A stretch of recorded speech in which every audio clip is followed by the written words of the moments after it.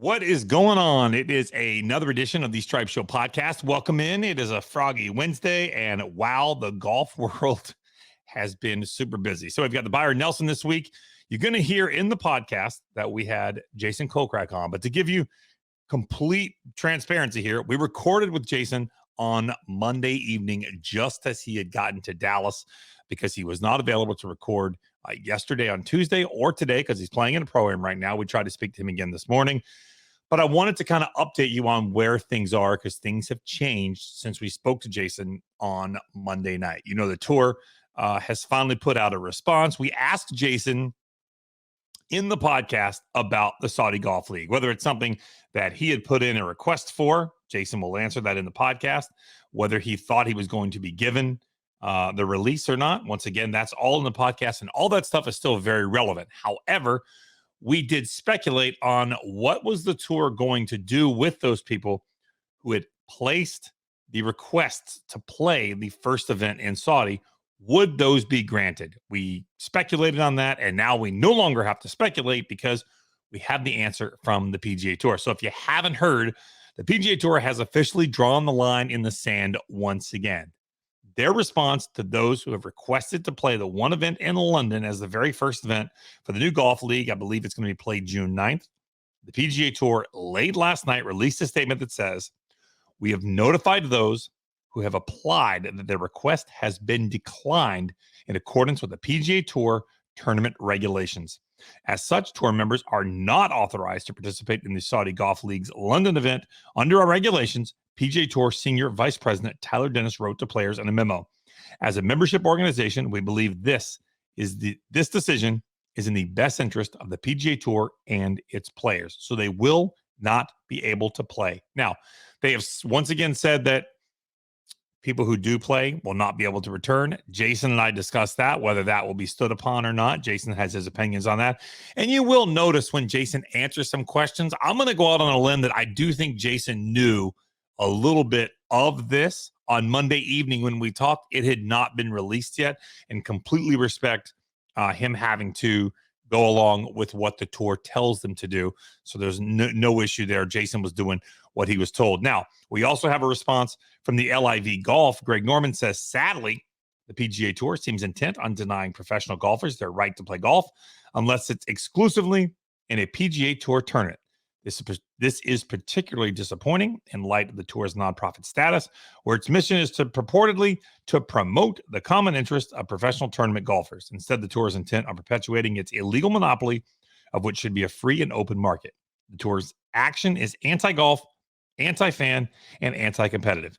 But no matter what obstacles the PGA Tour puts in our way, we will not be stopped. We will continue to give players options that promote the great game of golf globally. That is their reply. So I make my stance very clear, as I have done for a long period of time here. I do not like where the money is coming from in the Saudi League. I don't like the way things are in Saudi Arabia. And so that is my issue. Jason and I discussed this. We go deep into it. So as you listen to the podcast, just understand we recorded Monday night.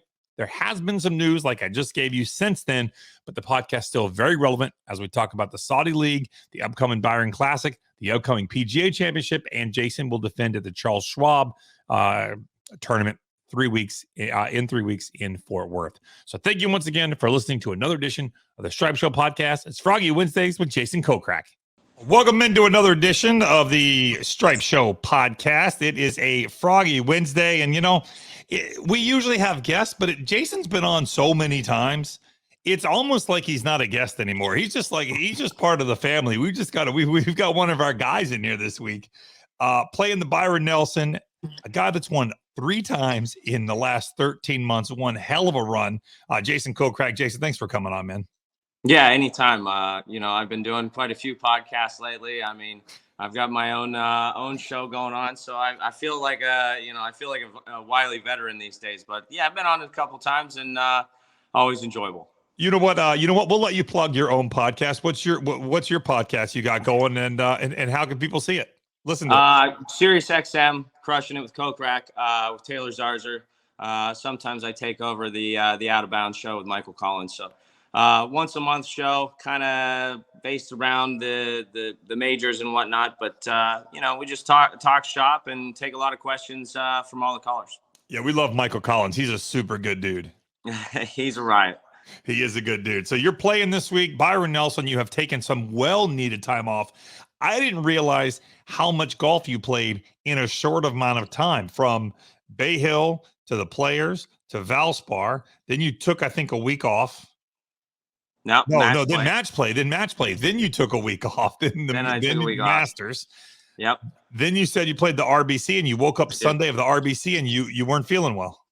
Just slept wrong. I can't really explain it. Every once in a while I get kind of it's not really a pinched nerve, just kind of a stress muscle in my right side, kind of shoulder area, just below my neck. But this was both sides locked up, and I thought it would be like one of those things where it would loosen up as I go, but it didn't really do that. So I think it was just the stress of playing 4 in a row, week off, Augusta, and RBC back to back. So it was a long stretch and a very difficult stretch of golf. Yeah, six events in 7 weeks is a lot, number one. But let's be honest, there was not an easy golf course to be had in any of those 6 weeks, and the wind blew like hell or rained like hell in every single event. Yeah, all 6 of those golf courses, when the weather's up, can play very, very difficult. A couple of them are very difficult without any wind, and let alone the weather. So it was quite a stretch. I wanted to be as sharp as possible going into Augusta with a week off, prior. But it's just kind of one of those things that picking and choosing your schedule where it comes to. So it was great golf, but definitely difficult. A solid finish at Augusta, but what, we can't talk about Augusta without talking about your hole-in-one on the par 3 contest. And usually there's a lot of hole-in-ones on that day. You see a lot of them. You were the only one of the day. I know it was cut short due to weather and everything that was going on, but on the 4th hole, you roll in a hole-in-one. Is that the first one you've had there on those hallowed grounds? Definitely. The first 2 years I played Augusta, the par 3 was canceled. Super excited to have my wife and my 2 little boys on the bag. It was an amazing experience. My one son was covering his ears like, what's everybody going nuts about? And my other kid has no idea until I get up there and he sees the ball in the hole, and I tell him to run it over and give it to my dad. So it was it's obviously one of those things that I'll remember forever. And I hope that my boys can, at least the oldest one, remember a little bit of it. But, quite an experience. That is cool. The golf course played really, really hard. There was a lot of wind. But all the talk of Masters Week was Tiger coming up to the Masters and everything else. Did you get a chance at all to speak to Tiger or watch Tiger play any at all? I didn't watch him play, live or anything like that. It seemed like our tee times were pretty close to each other all week. Mm-hmm. So I was on the putting green with him, walked to the putting green with him, kind of chit-chatted, nothing extensive, nothing too long, but he's the guy that you want to have out there as long as possible. I mean, he's the guy. I mean, Tiger's what lines my pockets these days, and he's one of the main reasons why we're playing for so much money. And I give him credit and try to thank him anytime I get a chance to. It looks like we're going to see him next week. I know that the majors are what it's all about for him at this point. He's obviously, it's all gravy. Because there was, and I feel like we've said this a bunch of times, we thought we'd never see him play again, whether it's for injuries or the car accident, whatever it is. But just to be able to see him compete again, he appears to have speed. And I do think if the cards were to all line up right like they did at the 2019 Masters, I naively believe that he could win again. I don't think he's one of those guys you ever want to count out. Right. He, a lot of people counted him out when he got in trouble the first time, had the car accident. No matter what happens, it seems like in his life, he's always going to bounce back. He's always wanting to prove people wrong. And, I'm happy that he's out. I'm happy he's playing. I can't wait to see him. I mean, he's, the crowds are bigger. They're more lively any time he plays or even threatens to tee it up. So I can't wait to see what he has in store for Southern Hills. I know it's a tough golf course, but I think Augusta is a tough walk, and I think it was tough on him that quick coming back from surgery and all that stuff. So, but any chance to even have him around a golf tournament, let alone have him play, is great for the game and great for us. Now, before we get into the PGA real quick, and I do want to get deeper into the PGA, you just mentioned that walk, and that is the difficult part now. And maybe you can talk about it. Have you played Southern Hills at all? I haven't played Southern Hills. This will be my first go around. I know a little bit about it, but not a lot. I know it's a tough golf course. It's one that you have to chip and putt it very well around. But I'm going to go there just like any other golf tournament, prepare like I normally would. I'll probably spend a little bit more time around the greens than some of the places I've been to, 5, 6, 10 times. So looking forward to a tough test. I mean, I'm hoping that we get, nicer conditions, not, blowing 100 like it has been every other tournament I've played in lately. And let alone last week at Wells Fargo. It seemed to just blow and rain all weekend. But they really had that a golf course tournament. I played there before, and it's a difficult test. Yeah, they did. I mean, what's his name? Max Homa with that win. He played a hell of a tournament to be able to get a win out of there. Keaton Bradley played well, but that golf course played super hard. Yeah, it was a grind all week, it looked like. Would you agree that the walk at Southern Hills, and it is called Southern Hills, so there's obviously some hills there. Yeah. Is it going to be an easier walk on Tiger than Augusta was? From what I know, I mean, having Augusta be, relatively soft. I think, I have, other than the Tournament of Champions, I've never met a golf course that's a tougher walk. I think it's just, in conjunction with, the mental side of playing Augusta National. I think the walk and the physicality of playing that golf course is exponentially more difficult. So it'll be a tough test, but I think as far as I know, Augusta is a tougher walk than Southern Hills. I mean, I imagine Southern Hills is a tough walk, but I can't imagine it being any more difficult than Augusta. I mean, you're walking on side hill, downhill, uphill. There's really the only flat spots are on the tee boxes. Right. Yeah, it's encouraging for Tiger fans and really just golf in general that maybe without the difficulty of the walk, because Tiger started off really well. On Thursday, he played well, and he was not that far out of the mix. And you could see that as the week went on and the wind and everything else that was playing into the factor, it looked like he just got tired. And hopefully they will be different here.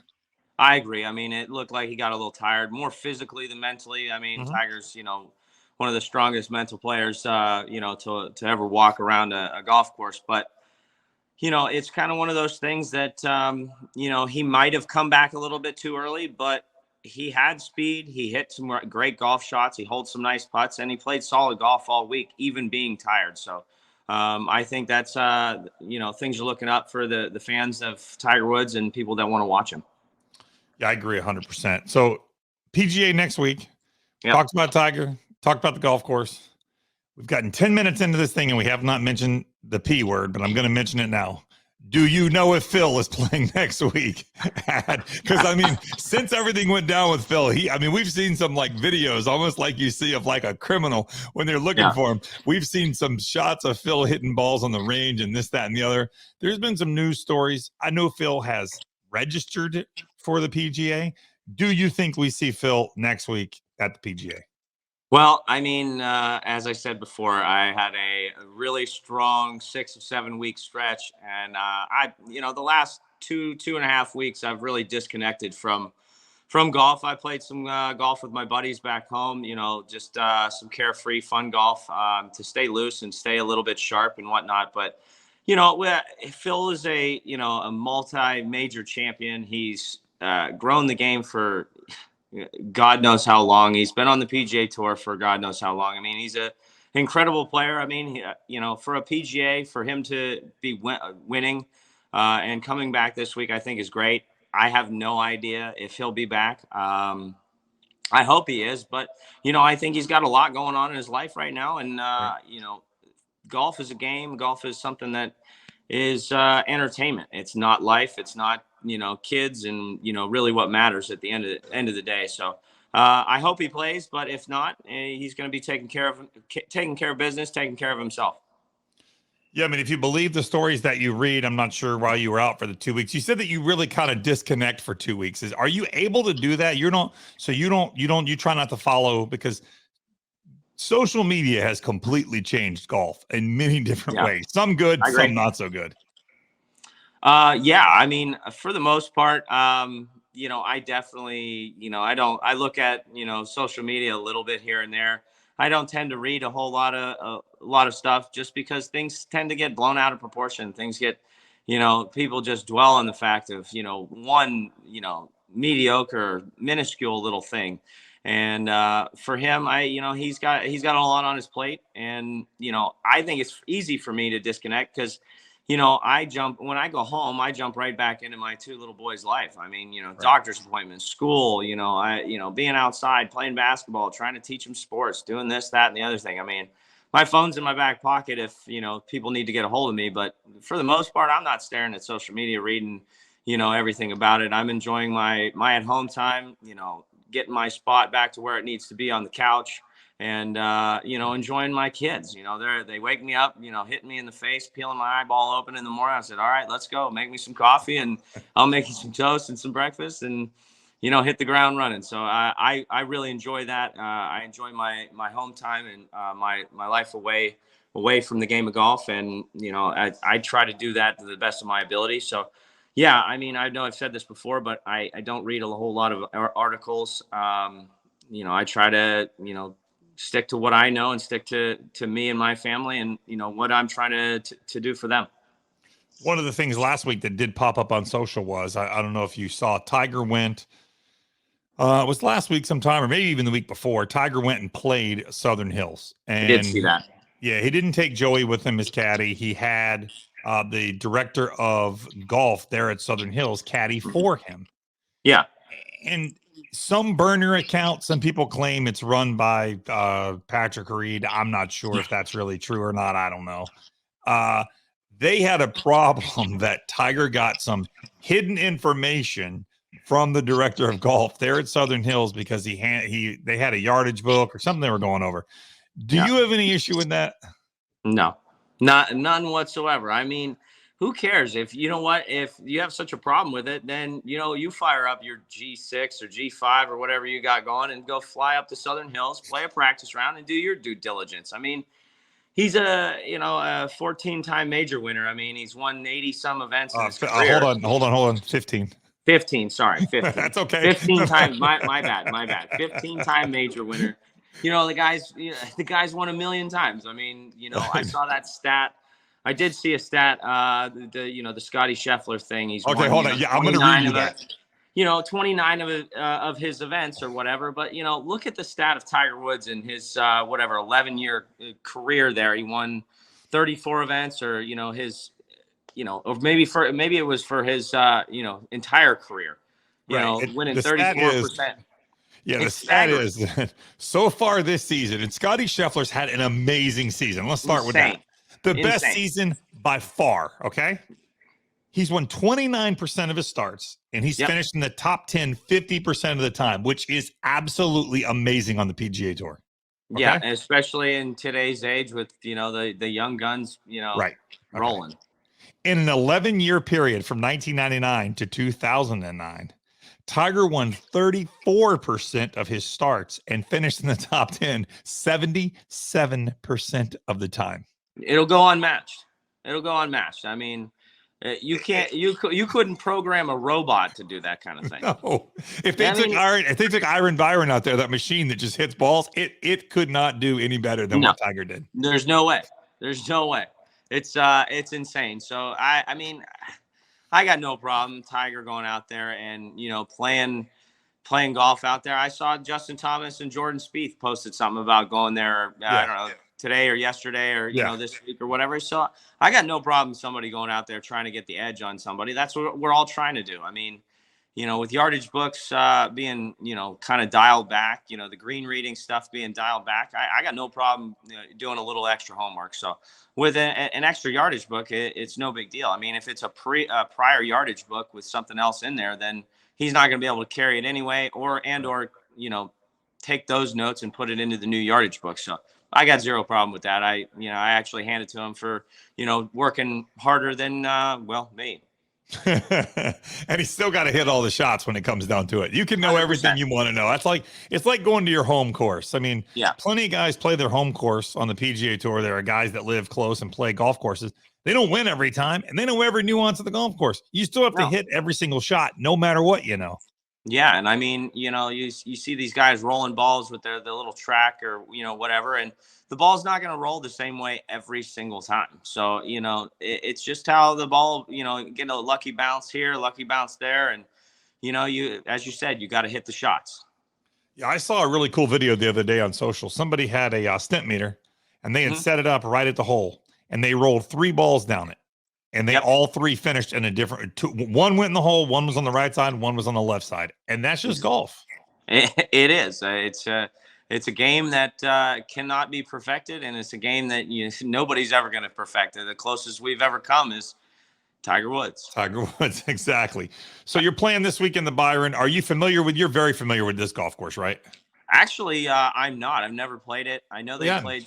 No, never played this one. I was playing there for a while. I've played the Four Seasons, the other one, but I've never played this one. It's kind of always been, fit right in the schedule where it just wasn't the right time or to travel here.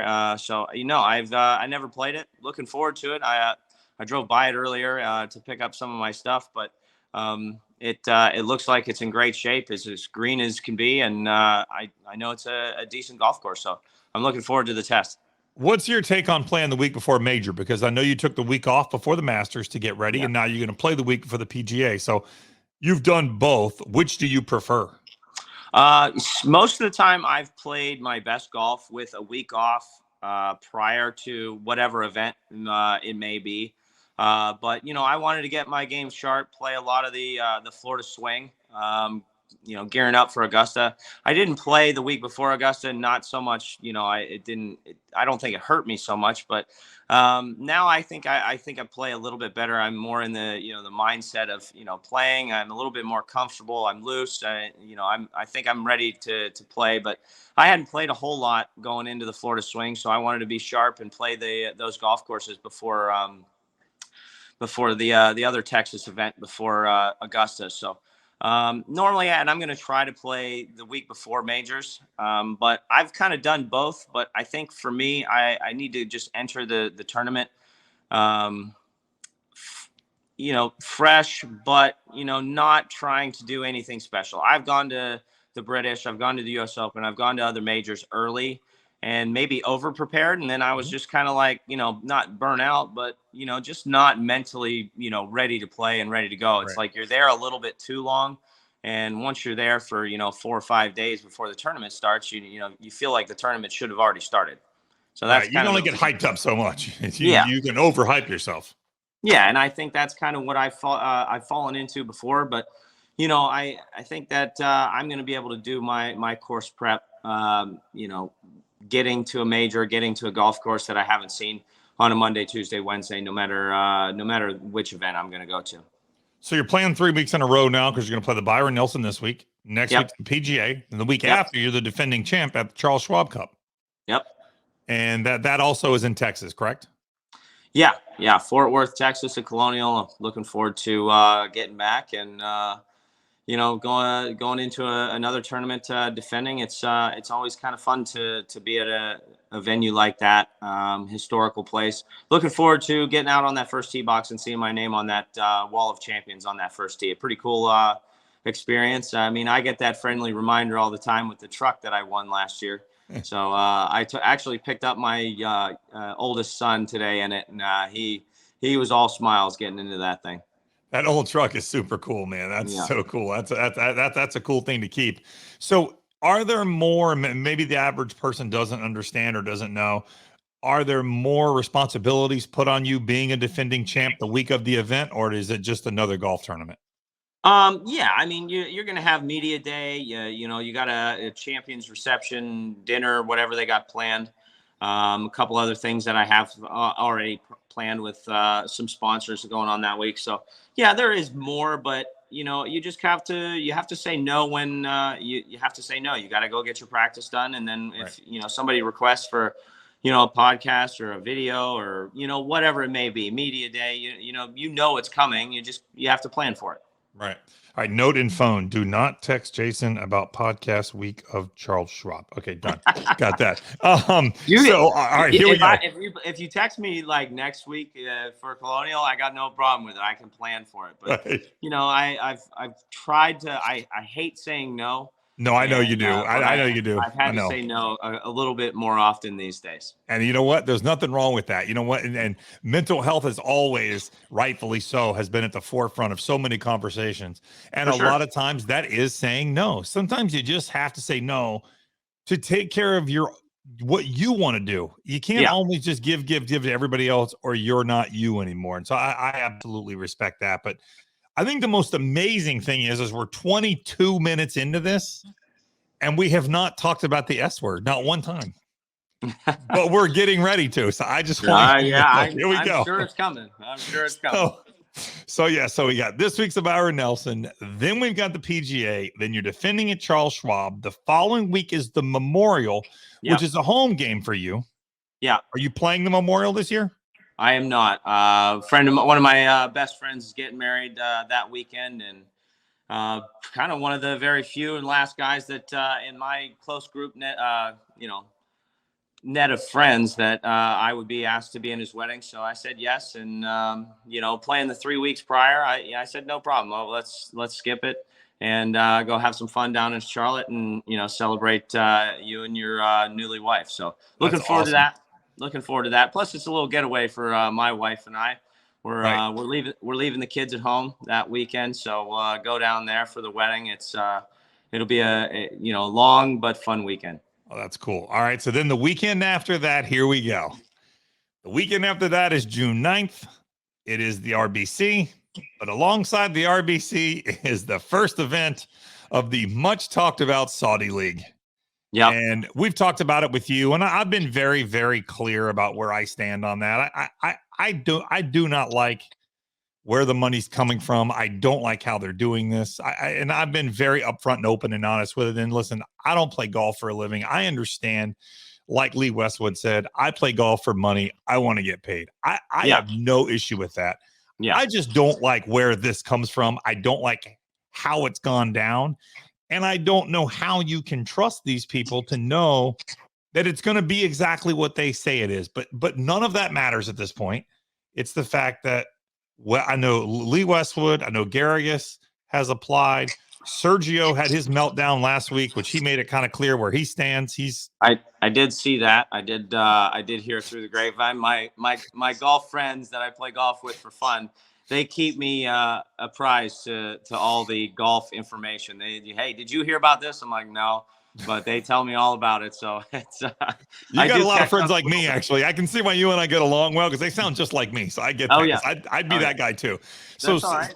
Sergio was on the clock. I guess they started the clock too soon, looking for his ball. He had an issue, and then it turned into, I can't wait to not deal with you anymore. I want to be off this tour, any of that kind of stuff, which he never said he was going over there, but that's obviously what it leaned towards. I know Martin Keimer has also applied. Phil, we had talked to you about it before, and you had said that it was absolutely something you had thought about and you were interested in. What I don't understand, before I get into that, let me back up a little bit. Okay. If you're able to play, I see a lot of guys have requested permission or requested a release, which you have to do no matter what. Yeah. If you're granted your release to play in the London event, in the beginning, if you played in these events, you were not allowed to play on the PGA Tour anymore. Is that still the case? Anybody we see in the London event, is the understanding that we won't see them in a PGA Tour event again? As far as my understanding of the whole thing, when, everything hit the fan with Phil and, everything else, it was just kind of one of those things that I just didn't realize it was too much noise for me. And I just kind of focused on the golf tournament that I had on hand, whether it was Riviera, whether it was, the Players, Bay Hill, whatever. I mean, there's just so much noise with social media everything getting blown out of proportion. I could see both sides of this thing going on right now. I think it's I think it's a little extravagant to, ban a player to go play for more money. I mean, exponentially more money than the opposing event going on now. But we're independent contractors. We're paid to entertain. We're paid to play golf. And if somebody's going to pay you more or offer you a lot more money, you have to really think about it. It's not like you can't just kind of put it to the side and you disagree with one side of it. But it's an interesting conversation to have, and it's interesting to think about. And a player like myself that hasn't won a major, or hasn't didn't play golf in the era of the the mega contracts and whatnot. I mean, I've made an incredible living for myself. I can't say that I haven't. I mean, it's been an amazing, ride for, 10 plus years. The last year and a half has been an amazing thing. But, if somebody's going to pay you more money than, you've ever seen in the lifetime of your career, and, you're playing each week for, more than what you've made in your career, then it's something that you have to think about. But you also have to weigh your options and, talk to your family. And, it's a big decision, but I don't foresee, in my opinion, be it players, whether it's Sergio or Phil or whatever, being banned for their lifetime of golf. So I'm interested to see what happens. I'm taking one tournament at a time. I got, obviously Byron Nelson this week, alongside with the PGA that I'm gearing up for. So as I said, it's a lot of noise. There's a lot of, criticism and, of both sides. So I've kind of taken a back seat. I'll listen to what happens. I'll watch I'll be interested to see what happens. But I got a major championship next week. I'm defending a Colonial. I've got a lot on my plate before any of that even comes to mind. Does it bother you at all? As I said before, does it bother you where the money's coming from and the way things are in Saudi Arabia? Does that bother you? Is that one of the things that would make you hesitant to be a part of that and possibly risk what you have here? No. Meeting those guys, playing the Saudi Invitational the last 2 years. I haven't played a ton of golf outside of the United States, outside of, an Open Championship and, stuff like that. So I haven't played that. I mean, I played over in China a couple times. But I haven't played a whole lot of golf outside the U.S., so I thought it was an interesting event. And I went over there. I met a couple of the guys that are, behind a lot of the money. And, they were extremely respectful, very nice to me. And I enjoyed my time over there. I was treated with the utmost respect. And but yeah, to answer your question, no, not at all.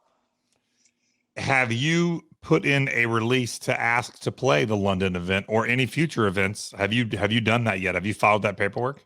I have not filed that paperwork. You have not.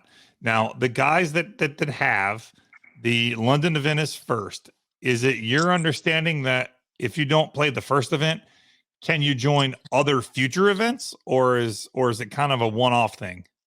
From what my understanding is, and I'm letting my agent kind of handle most of that. Mm-hmm. Focusing the last 3 weeks, my entire focus was my family and, spending as much time with my kids as I could. Cause I've got, a pretty big stretch of golf coming up with, 2 majors, defending a Colonial. So I've got a lot on my plate, prior to that. So I'm letting him field all the phone calls and whatnot. I'm looking forward to that. I mean, I'm going to play the Scottish this year. So, playing, JP McManus's Pro-Am. So, there's a lot of other stuff, and yeah, I mean, it could be something in the future, but it's kind of to be honest, I thought it was the same week as Memorial, which I thought was kind of strange, but that was my planning. So I didn't even think about putting in paperwork or doing anything like that because I thought it was the same week as my buddy's wedding. So that was my plan, and I was focusing on that. Now, are they sending invites? Is that something they're due, or is it more of a you reach out to them, or is it they reach out to you? Couldn't tell you. You don't know. Yeah, Nope. because there's just so many unknowns about this, and it seemed like it was full speed ahead, and then the Phil thing happened, and then it was kind of the brakes were pumped, and it was almost a case of some people thought it was dead in the water, but now it appears to be full steam ahead again. Yeah, I mean, from talking to Greg, it sounded like it was going on.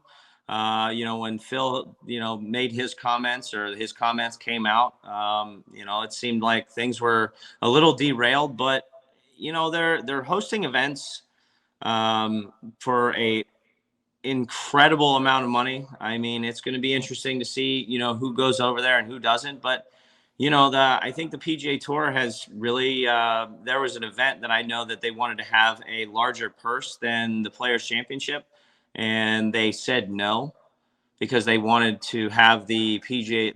That regard, I think is, a selfish thing for the PGA Tour to do. To say no to, a sponsor that was going to put up the money to have a bigger event or a bigger, purse money for a limited field event, and they said no. So that's taking money out of my pocket to play a limited field event, a no cut event. So that in that respect, I don't really agree with that. But was this an already standing event or event that would be added? This was an event quite a few years ago that was going to be added. Okay. To the schedule. So, I mean, I'm going to leave the names out of it. I mean, it's just kind of one of those things, the PGA Tour has been a long outstanding things, but they do stuff that isn't right as well. So I'm not pointing any fingers here, but I agree and disagree on both sides of what's going on here. So, I'm interested to see what's going on with this first event. It's a golf tournament event. It's entertainment, and they're playing for an incredible amount of money. And as I said before, and I've said it again, any chance that I can take advantage of to make more money in less time to be at home with my family, I'm all for. I can't wait to, I'm trying to teach my son the proper way to shoot a jump shot or a foul shot right now. I can't wait to, see what happens with that down the road instead of, grinding my life away on the PGA Tour. So what is the money? These are no cut events on the Live Investments League. Well, I mean, there's stuff that I know and stuff that I don't know about, each event. But I believe that they're gonna, there's like a team side of it, and then there's going to be, other stuff. So, it's a golf tournament, and I know that they're giving away $25 million to, I don't know, 64 guys or however many guys. I think they have 48 guys. I think there's 48 total. Guys. Yeah, even better. 25 million to 48 guys, even better. That's not. I mean, if you said that to anybody else, they'd jump at the offer to play for that. I mean, I don't know what the purse is at the RBC. Doesn't really matter. It doesn't matter which event it is. Whether it was Memorial or the Players Championship for that matter. It doesn't matter if you gave somebody $25 million to play for against 48 guys with no cut. It sounds like a great idea, but I want to see what happens, see what's going on with the first event. But my understanding was it was the same week as my buddy's wedding, so I didn't even think twice about it. So I'm focusing on what I got in front of me. Yeah, I mean, I get the money aspect, like I said to you before, and I've been extremely open about that. My issue is just where the money's coming from and the things that are going on as a country in Saudi Arabia. Those are the things that bother me. And so that's where my issue is. I understand going to play golf for more money. I get that, but I also get where I see both sides. I see where the PGA Tour is trying to protect their entity and what they have built. And so I can see where they stand as well. It's going to be very interesting to see where this goes from here moving forward, because it's about to get real. We're a month out where there's going to be real decisions to be made.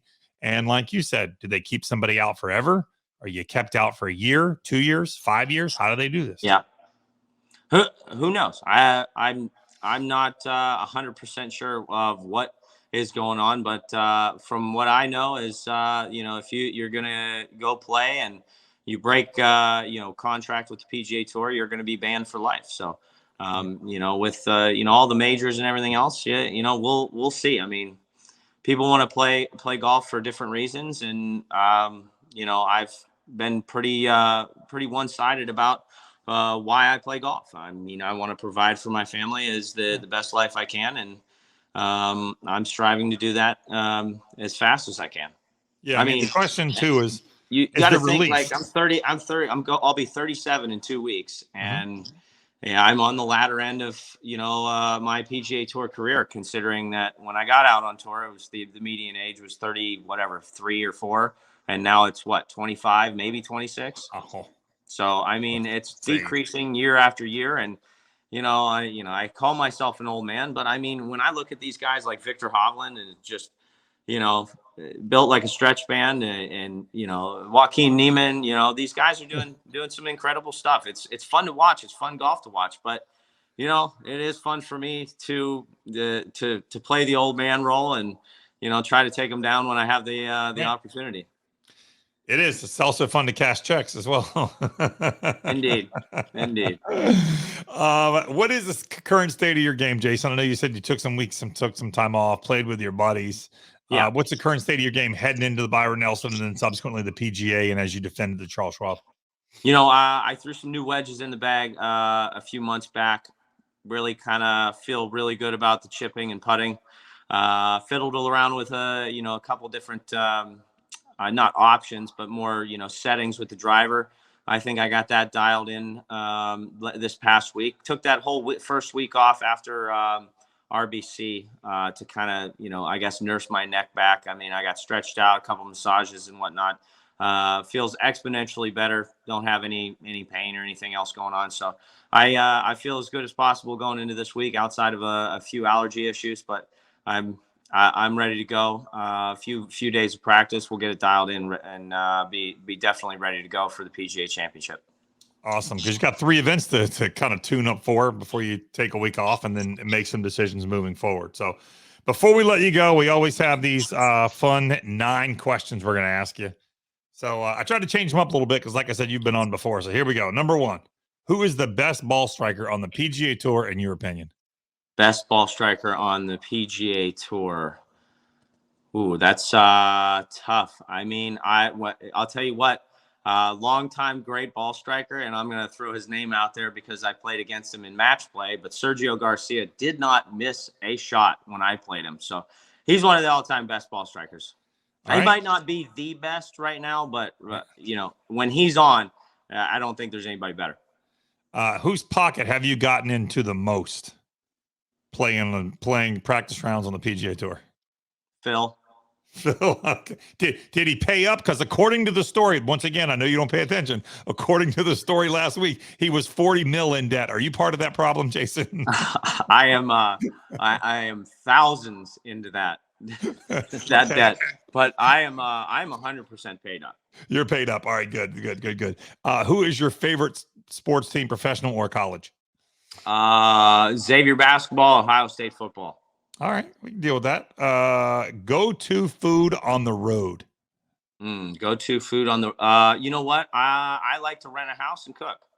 All right, cool. I respect that. Most famous phone number in your cell phone.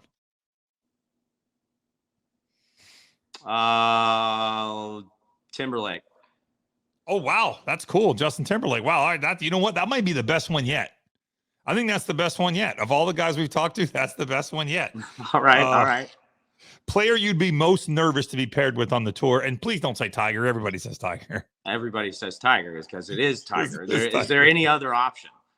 Any other option? Because I mean, I would have said, you could have said any name when I got out on tour, but this is my 11th season on tour. Right. I've played with everybody. So yeah, I mean, I guess the most nervous would have to be Tiger. I mean, Phil can, get you shaking every once in a while, but we, there for a while, a couple of years back, we were playing, Tuesday, Wednesday games here and there and just kind of having some fun. But yeah, I have to say Tiger. I mean, there's nobody else.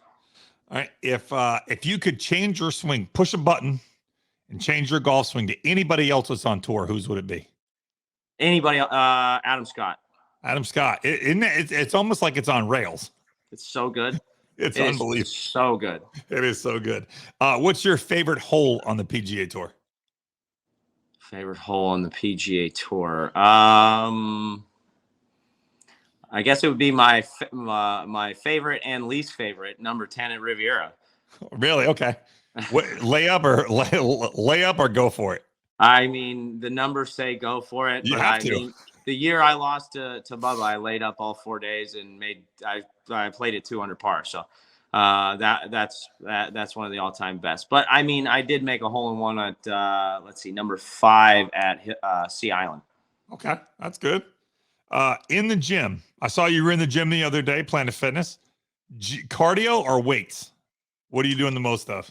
I've been doing a lot more elliptical and cardio stuff, but I just don't like the way my game suffers when I lift the weights, because I've always been a guy that gets overly sore, and I struggle with that. So more cardio these days.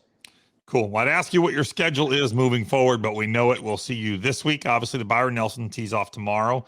We will see you at the PGA next week at Southern Hills. Yep. And then the Charles Schwab in Fort Worth.